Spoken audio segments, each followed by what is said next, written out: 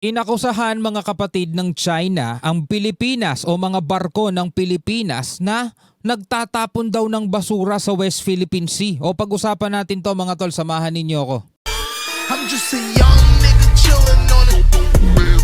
First time I seen ice was a Ayon dito sa report sa PTV Philippines mga tol, ito basahin natin na China inakusahan ang mga barko ng Pilipinas ng pagtatapon ng basura sa West Philippine Sea mga tol. Para malaman natin yung buong detalye mga tol, panoorin natin itong balita rito sa PTV Philippines. Hamon si Defense Secretary Gilberto Teodoro Jr. sa panibagong akusasyon ng China laban sa Pilipinas tungkol sa umunay pagsira sa West Philippine Sea. Yan ang ulat ni Patrick De Jesus. So bumuwelta si Defense Secretary Gibo Teodoro. Well, kung ako rin naman ang nasa posisyon niya, di ba? Video ito ng Chinese state media na ipinakita ang umano'y pagsusunog at pagtatapon ng basura ng mga sundalong Pinoy sa BRP Sierra Madre sa Ayungin Shoal. Ito sa BRP Sierra Madre to. Ano yan matagal nang stranded tong barkong to eh. Ito yung mukhang kawawang natin, imahe natin eh. 'Di ba? Outpost ng mga sundalo ng Pilipinas, isang nabubulok na barko.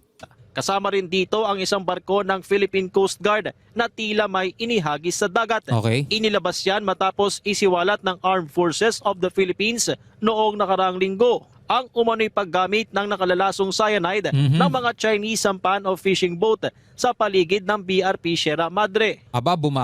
Bumawi, no? Kasi hindi nila inaamin mga tol yung nakuhang cyanide. Sabi nila mga gamit daw yung sabong panghugas, mga dishwasher. Yung yung bote, oo, sabihin natin. Pero yung laman na pinag-uusapan hindi naman porket yun yung label, yun na rin yung laman. So itinatanggi nila yon mga tol, hindi daw cyanide yun. Kahit na yung laman is kulay black. Saan ka nakakita ng dishwashing liquid na kulay black, di ba? Sa kanila lang. Tuloy natin. Sampan of fishing boat sa paligid ng BRP Sierra Madre. May buwelta at hamon naman si Defense Secretary Gibo Teodoro sa panibagong paratang ng China sa Pilipinas sa West Philippine Sea. Accuse yung mga yan. Bakit lahat ng accusation nila ayaw nilang prebahan nung tayo ang nagdemanda sa arbitral tribunal? Magagaling lang yan sa ganyan. Pag oras na kailangan prebahan na nila sa isang patas na proceeding na sa ilalim na international law. Pero hintuin ko lang just to be fair, yung mga videong inilabas ng China mga tol is dapat pa ring sagutin ng Pilipinas sa tamang paraan. Ipaliwanag nila kung ano yung nakita sa video na inilaglag. Hindi pwede kasi yung ang sagot natin, akusa lang naman sila ng akusa, wala naman silang hindi naman sila makasagot sa mga demanda natin Hindi kasi natin sila pwedeng sagutin lang ng ganun. Kasi may mga ipinakita silang video which is napanood din naman natin na itinatapon ng mga sundalong Pilipino sa mga barko at ng Philippine Coast Guard. Ang pinakamagandang pagsagot dyan mga tol, ipakita mismo ng Philippine Coast Guard kung ano yung itinapon nila o yung inilaglag nila at ipaliwanag nila kung yun nga ba ay basura o hindi. At para maipakita sa China kung totoo nga ba o hindi yung kanilang paratang. Kasi yun yung tamang pagsagot. Ito just to be fair lang mga tol diba? Kahit na syempre dito tayo sa Pilipinas, pabor tayo sa Pilipinas. Pero yun yung tamang paraan ng pagsagot sa mga akusasyon nila. Kasi hanggat hindi natin sinasagot yun, ipapakita lang nila ng ipapakita yung video na yun at aakusahan lang ulit nila ng aakusahan ng Pilipinas na panay kayo bintang na gumagamit kami ng cyanide. Eto napakalinaw ng video namin. Maliwanag pa sa sikat ng araw, kitang-kita yung mga sundalo ninyong may inihulog sa dagat. Kitang-kita yung Coast Guard ninyo na may inuhulog sa dagat. Ito, balikan ulit natin mga tol yung pinakita rito sa video ng CCTV plus CCTV. Ito pala yung pangalan ng nila. Chinese TV. BRP Sierra Madre sa Ayungin Shoal. Kasama rin dito ang isang barko ng Philippine Coast Guard na tila may inihagis sa dagat. 'Di ba? May inihulog kasi sa dagat. Ngayon, ang gagawin ng Coast Guard, ipapakita nila kung ano yung mismong inihulog nila at kung para saan yun at bakit nila inihulog.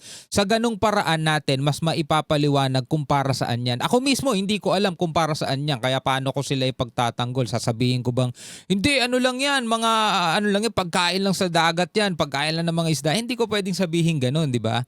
So kailangan Coast Guard mismo magpapaliwanag niyan. Hindi pwede yung magiging sagot lang na puro sila ako sa, 'di ba? Hindi natin pwede sagutin ng ganun, mga tol. Just to be fair lang tuloy natin dito.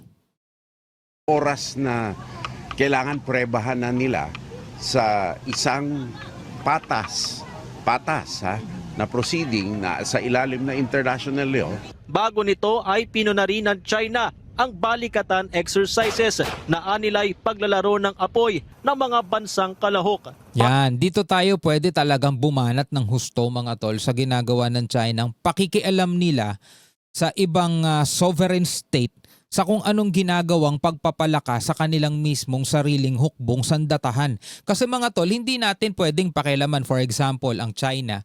Kung halimbawa ipinaparada nila yung kanilang naglalakihang missile, nagsasagawa sila ng mga military drills kasama ang Russia, kasama yung mga kaalyado nilang bansa, hindi natin sila pakikialaman yun kasi rights nila yun, karapatan nila yun bilang isang bansa. Diba? Tayo, ano yun, inaalisan nila tayo ng karapatan? O Pilipinas, paglalaro ng apoy yan, hindi kayo pwedeng magsagawa ng military drills, dapat kayo lang. Kasi ang ano nila, mga tol, ang ipinipilit nila, ang mga bansa daw na umaasa sa puwersa ng ibang bansa is maiipit lang, magbabackfire daw. So sa madaling salita, ayaw nila ang Pilipinas is may kaalyadong bansa. Ang kulit no?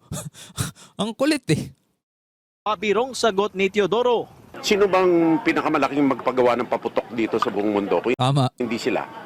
Hindi ba sa kanila inimbento yung fireworks tapos sasabihin playing with fire tayo?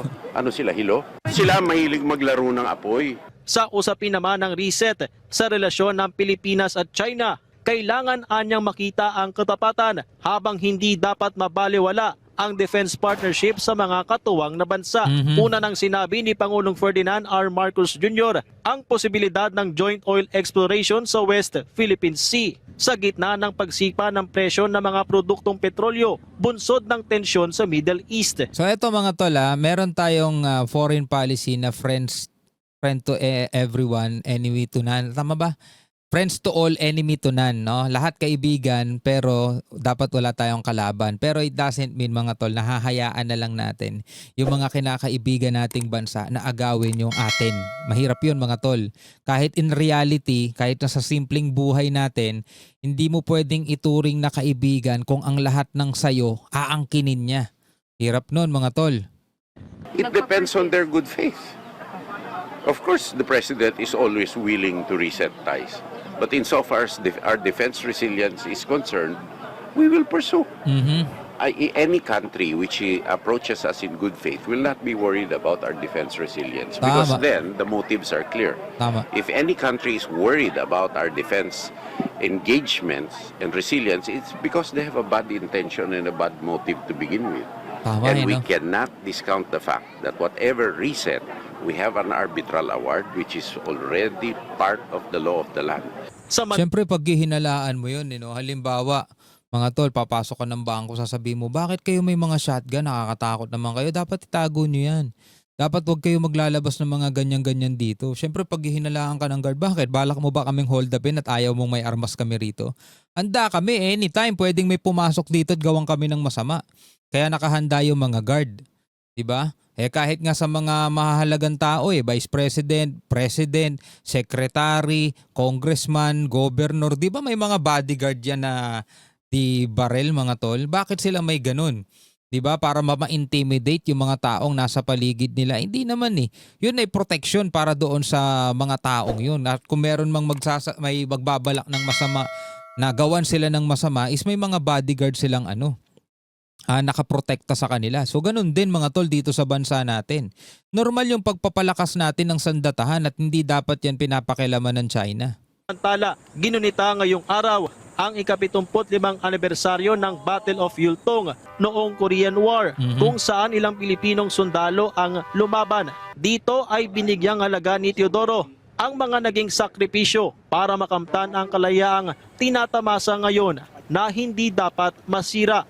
Patrick De Okay, so hindi na natin bigyan ng komentaryo yan tungkol dun sa Battle of Yultong. Pero doon nga sa akusasyon ng ng China na nagtatapo ng mga basura ang Pilipinas, mga barko ng Pilipinas dito sa dagat, kailangan nating masagot yan ng clear at maipakita natin mga tol na panay akusasyon lang yon. Hindi for the sake ng akusasyon ng China, kundi para na rin mga tol sa ating sambayan ng Pilipino. Kasi kapag may mga ganyang akusasyon, bagamat naniniwala tayo sa sinasabi ng ating Coast Guard at sundalo, kailangan pa rin nilang maipakita na in good faith din naman talaga tayo at hindi tayo ang gumagawa ng mga inaakusa ng China, no? Ewan ko kung sang-ayon kayo doon mga tol sa sinabi ko, pero comment na lamang kayo sa ibaba.